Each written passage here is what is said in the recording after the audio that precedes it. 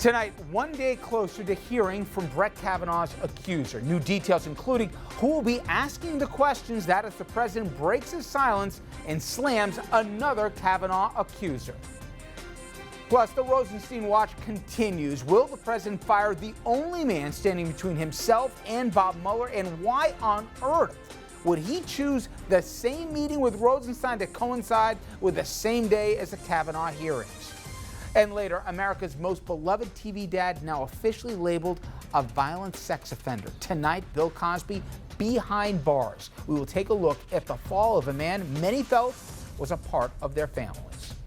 Good evening, everyone, and welcome to RFL. I'm Richard French, and with everything going on in our politics right now, the Kavanaugh nomination, allegations of sex assault, Rod Rosenstein, perhaps the entire Russia investigation hanging in the balance, midterms now just weeks away. Well, this morning, we got a reminder of just who our president is, and maybe equally important, what the world thinks of him. Listen to the response at the UN as Trump tried to sing his own praises shockingly and pad his resume.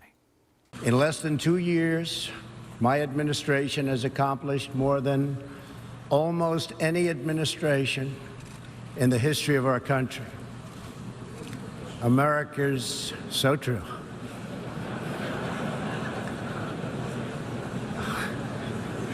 Didn't expect that reaction, but that's okay.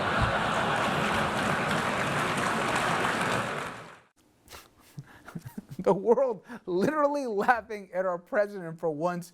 He seemed to get the joke. Not a great way for the president to begin what could be a pivotal few days for his presidency, his party, and more. Well, tomorrow, the president, he's scheduled a 5 p.m. press conference. It is a big deal, if for no other reason than he has not had a press conference, a full one, in more than 586 days, that according to the Washington Post.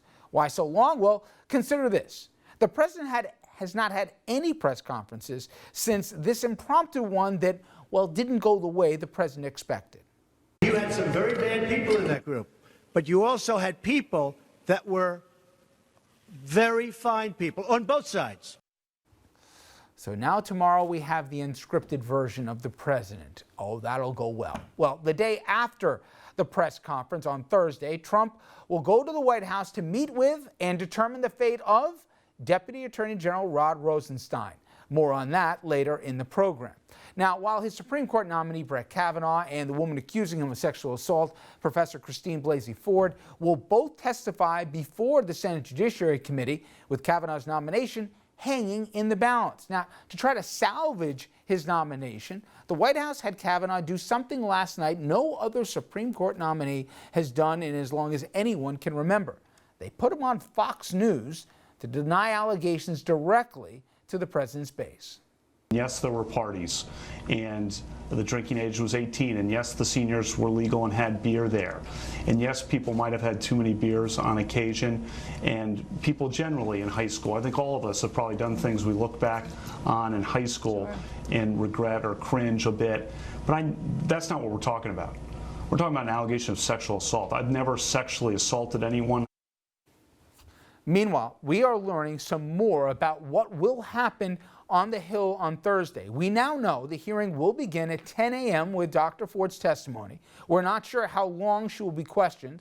Then later, Kavanaugh will testify again and again. We don't know for how long.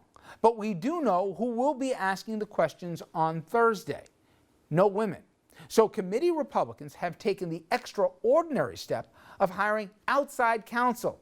I should note, female outside counsel to ask questions of both Ford and Kavanaugh. This has happened before in other settings, but no one can recall outside counsel ever being hired for a confirmation hearing. Now, a new name to learn, Deborah Ramirez. She was the woman named in the Vanity Fair article that has just come out recently. She's accusing Kavanaugh of thrusting his genitals in her face while both attended Yale. And today, President Trump, who had been somewhat restrained when dealing with Dr. Ford, unloaded on Ramirez and did it from the United Nations.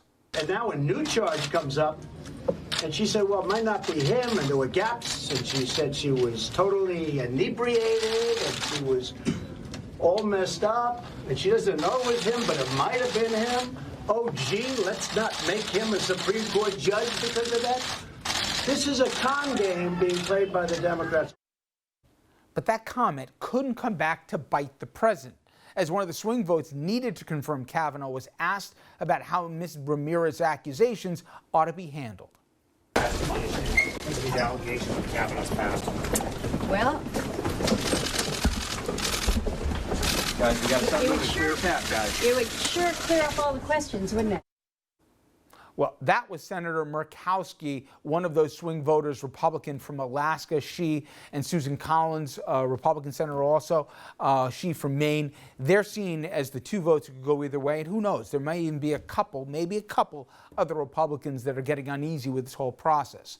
Now, add to all this, possibly another accuser. Attorney Michael Avenatti, yeah, that same guy. He says he represents a credible woman with credible claims against Kavanaugh and that she will go public sometime before Thursday's hearing. I know, but still, hey, sometimes some of his stuff turns out to be true. Now, for analysis, I want to bring in my senior political reporter, Andrew Whitman, and what a mess. And what a question of timing. We'll talk the Rosenstein stuff later on in the program, but just think the optics of what we've seen in the last 24 hours, 36 hours. You have Mitch McConnell going to the floor with outrage at Democrats for stalling a confirmation process when, for more than 400 days, he wouldn't let Merrick Garland get a hearing, let alone a vote. Today, from the UN, the president, who had said he looked forward to the testimony of Dr. Ford, now calling out Ms. Ramirez here as some woman who basically was a drunk who couldn't get her name straight.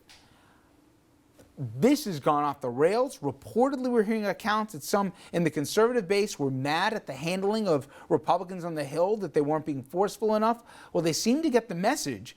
And this is DEFCON 5 now. Everybody pick your corners. I think they figure, the White House and Republican leadership figures that they can get Kavanaugh through if it's just Ford's accusations.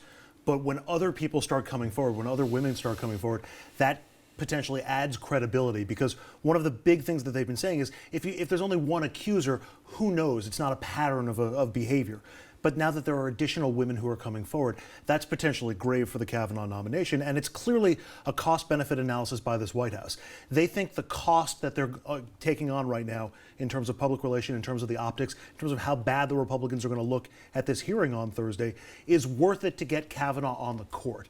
But you have to figure that balance is pretty close to even right now. And if you figure any more negative stuff about Kavanaugh that comes out, it just might not be worth it for this White House to continue with his nomination. There are calculations going on so everybody understands. There's a political calculation of November. We got 41 days here to the elections.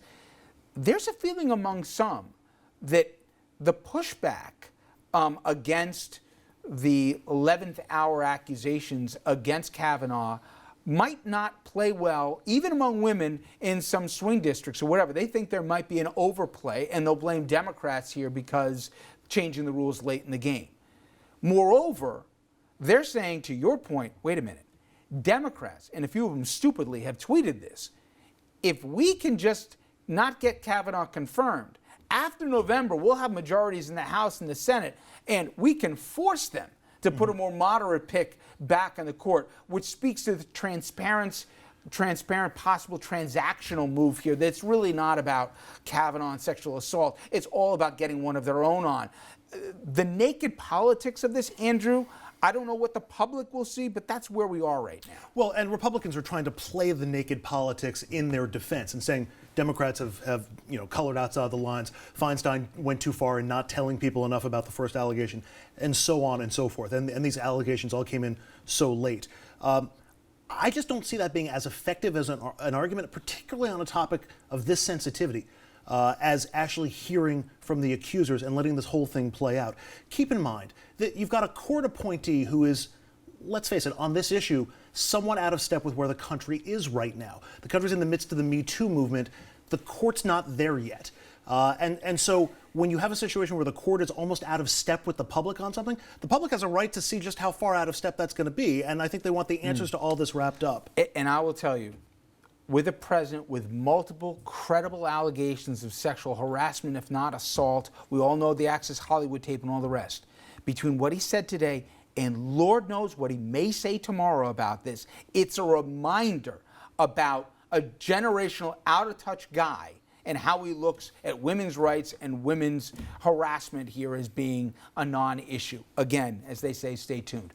But when we come back, the more things change, the more they stay the same. We're going to get expert analysis on the Kavanaugh confirmation, not just about him, but about the process and about how we got to where we are right now. We'll take a look back at '91, the last time the Senate got caught up in sexual allegations against the high court nominee. What have we learned, and is this any way to pick a justice? Are we now in the nuclear age when it comes to picking a high court member?